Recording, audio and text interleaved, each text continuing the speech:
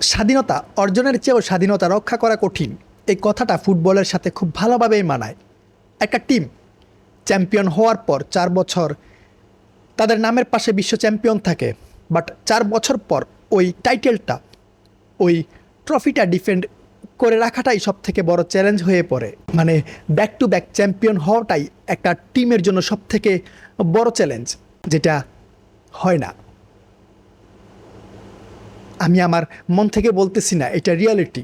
আপনারা হিস্ট্রি ঘাইটা দেখেন, বিশ্বকাপ উইনার প্রত্যেকটা টিমের সাথেই এমন হয়েছে।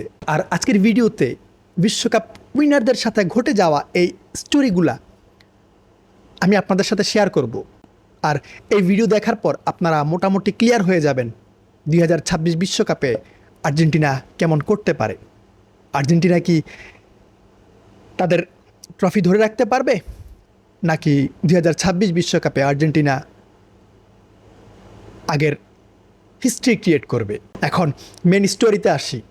1998 বিশ্বকাপ হয়তো আমাদের মধ্যে অনেকেই দেখি নাই, বাট 1998 বিশ্বকাপের ফাইনাল খেলছিল ফ্রান্স এবং ব্রাজিল। আর ওই ফাইনালে ফ্রান্স ব্রাজিলকে 3-0 গোলে হারাইছিল। ওই ফাইনালে ব্রাজিলের স্কোয়াডে কারা ছিল, ব্রাজিলের একাদশে কারা ছিল? কাফু, রবার্তো কার্লোস, রোনাল্ডো, রিভালদোর মতো প্লেয়াররা ছিল। অন্যদিকে ফ্রান্সের কাছে থিয়ারি হেনরি অ্যান্ড জিনেদিন জিদান ছিল। বাট ব্রাজিলের কাছে এমন হাই কোয়ালিটির প্লেয়ার থাকার পরেও ব্রাজিল ফ্রান্সের কাছে 3 গোল হজম করছিল। সব থেকে ইন্টারেস্টিং বিষয় কি জানেন? সব থেকে ইন্টারেস্টিং বিষয় হইতেছে ওই বছর 1998 বিশ্বকাপে ফ্রান্স আনবিটেন থাইকা চ্যাম্পিয়ন হয়েছিল। মানে 1998 বিশ্বকাপে ফ্রান্স কোনো ম্যাচই হারে নাই। এরপর আসলো 2002 বিশ্বকাপ, ফ্রান্স সবার ফেভারিট। ভাই 1998 বিশ্বকাপ জিতছে, তাদের কাছে বেস্ট স্কোয়াড আছে, সব কিছু বেস্ট। তারা হয়তো 2002 বিশ্বকাপ উইন হয়ে যাবে। ইভেন ফ্রান্সের মধ্যেও ওই কনফিডেন্স ছিল। বাট বিশ্বকাপ শুরু হওয়ার পরেই কিন্তু স্টোরি চেঞ্জ হয়ে গেছে। বিশ্বকাপের গ্রুপ স্টেজের প্রথম ম্যাচেই ফ্রান্স সেনেগালের কাছে হারছিল। আর এই হার দেখার পর পুরা ফুটবল বিশ্ব চুপ হয়ে গেছে। ভাই এরা গতবারের বিশ্ব চ্যাম্পিয়ন, গতবারের উইনার, এরা সেনেগালের বিপক্ষে হারতেছে, তাও গ্রুপ স্টেজের প্রথম ম্যাচে।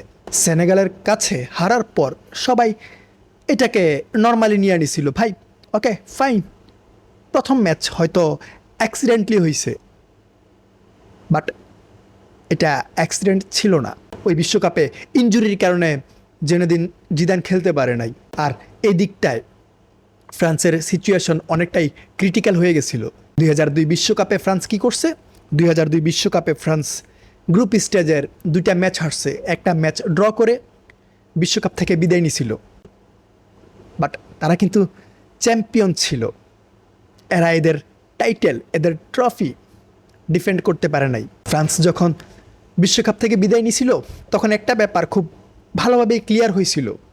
ফুটবল ফ্যানরা বুঝতে পারছিল যে নামি দাম টাইটেল, নামি দামি প্লেয়ার, এদেরকে দিয়ে কিছুই হয় না।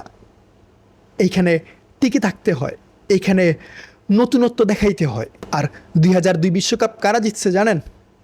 ফ্রান্স গ্রুপ স্টেজ থেকে বিদায় নিছে, বাট 2002 বিশ্বকাপ জিতছে 1998 বিশ্বকাপে ফ্রান্সের বিপক্ষে ফাইনালে হারা Brazil.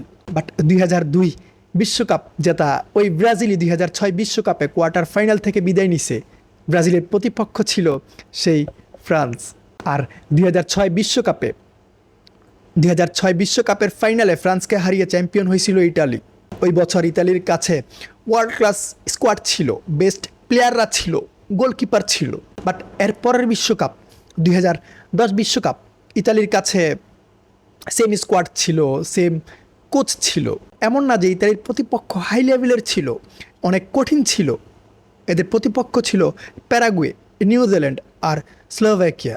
But same squad, same coach থাকার পরেও ইতালির কাছে সেম এনার্জি ছিল না, সেম কনফিডেন্স ছিল না। ইতালি কী ভাবছিল? ইতালি ভাবছিল 2006 বিশ্বকাপে আমরা যে সিস্টেমে খেলছি, যে ওল্ড স্কুল সিস্টেমে আমরা খেলে উইন হয়েছি, চ্যাম্পিয়ন হয়েছি, ওইটা 2010 বিশ্বকাপে আমাদের কাজে লাগবে। বাট না, ফুটবল যে আপডেট হইতেছে ওইটা ইতালি বুঝেও নাই। যার খেসারত ইতালিকে এখন পর্যন্ত দিতে হইতেছে। 2014 বিশ্বকাপের পর 2018 বিশ্বকাপ, 2022 বিশ্বকাপ আর এখন 2026 বিশ্বকাপ, এই 3 বিশ্বকাপের ইতালি কোয়ালিফাই করতে পারতেছে না। ইতালি কোয়ালিফাই করতে পারে নাই। ইতালির এমন খারাপ সিজনে 2010 বিশ্বকাপ জিতছিল স্পেন। স্পেন শুধুমাত্র 2010 বিশ্বকাপে জিতে নাই, 2018 ইউরো জিতছে, 2012 ইউরো জিতছে, মাঝখানে বিশ্বকাপ জিতছে। স্পেনের কাছে বেস্ট টিম ছিল। এরা কি করে নাই, টিকিটাকা থেকে শুরু করে প্রেসিং, অ্যাটাকিং সব কিছু করছে। এদের কাছে ওই লেভেলের স্কোয়াড ছিল। স্পেনের ওই স্পিড দেখার পর, ওই স্কোয়াড দেখার পর, কনফিডেন্স দেখার পর সবাই কী ভাবছিল, হয়তো Spain back to back champion হয়ে যাবে, 2014 বিশ্বকাপ জিতে যাবে। বাট স্পেন 2014 বিশ্বকাপ জিতে নাই। 2014 বিশ্বকাপের গ্রুপ স্টেজে স্পেন নেদারল্যান্ডসের কাছে 5 গোল কনসিড করছে, চিলির কাছে 2 গোল কনসিড করছে, দেন বিশ্বকাপের গ্রুপ স্টেজ থেকেই কিন্তু বিদায় নিছে। আর ওই বছর চ্যাম্পিয়ন হয়েছিল জার্মানি। শুধুমাত্র চ্যাম্পিয়নই হয় নাই, জার্মানি 2014 বিশ্বকাপে জাস্ট ডমিনেট করে খেলছে। 5 বারের বিশ্ব চ্যাম্পিয়ন ব্রাজিলকে 7 গোল কনসিড করাইছে। ফাইনালে আর্জেন্টিনাকে হারাইছে। আর্জেন্টিনাকে হারাইয়া জার্মানি চ্যাম্পিয়ন হয়েছে। এরপর 2018 বিশ্বকাপ, 18 বিশ্বকাপে কী হয়েছে, সবাই ভাবছে ভাই জার্মানি যেমন পারফরমেন্স দিতেছে, জার্মানির কাছে যে স্কোয়াড আছে, হয়তো এরা 2018 বিশ্বকাপ উইন হয়ে যাবে, হয়তো ব্যাক টু ব্যাক চ্যাম্পিয়ন হবে। বাট জার্মানির মাঠের চিত্র একদম অন্যরকম ছিল। এরা গ্রুপ স্টেজ থেকেই বিদায় নিছিল। গ্রুপ স্টেজে এরা মেক্সিকোর কাছে হারছে, এরা সাউথ কোরিয়ার কাছে হারছিল।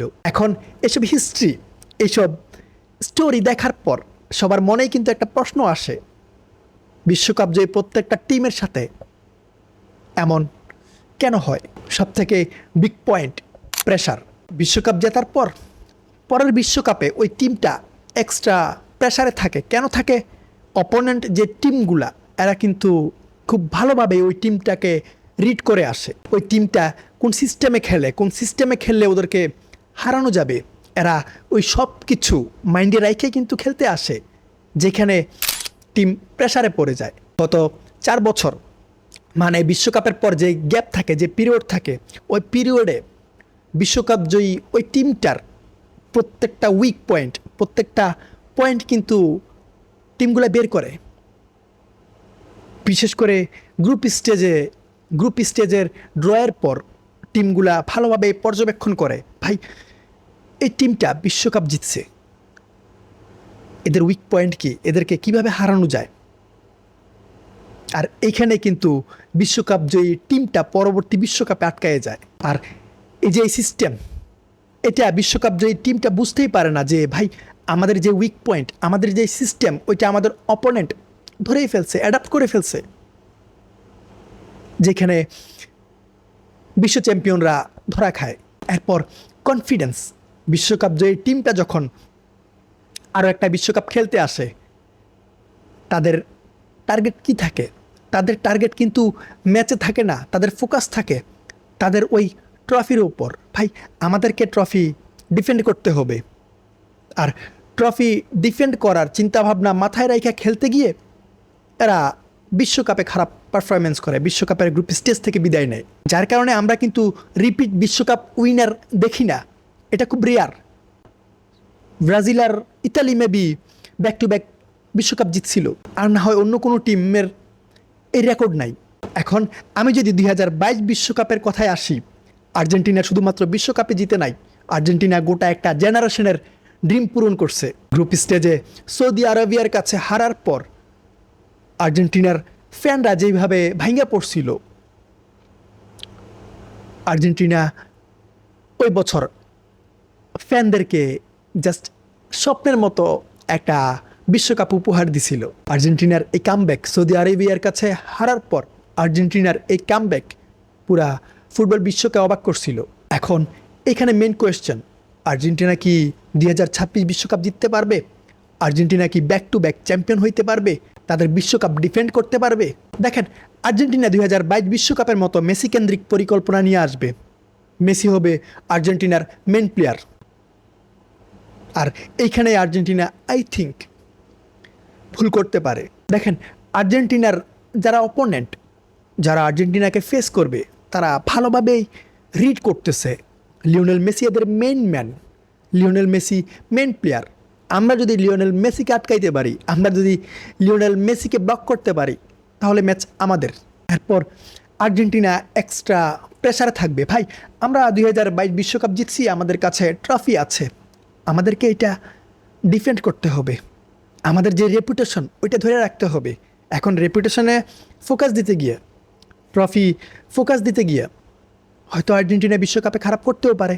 এখন দেখার বিষয়, আর্জেন্টিনা কি ওভার কনফিডেন্সে বিশ্বকাপ থেকে বিদায় নেয়, নাকি নতুন করে হিস্ট্রি ক্রিয়েট করে। বিশ্বকাপের সকল আপডেট এখন থেকে আপনাদের মাঝে দেওয়ার ট্রাই করব। সো সবাই পাশে থাকবেন আশা করি। ধন্যবাদ সবাইকে।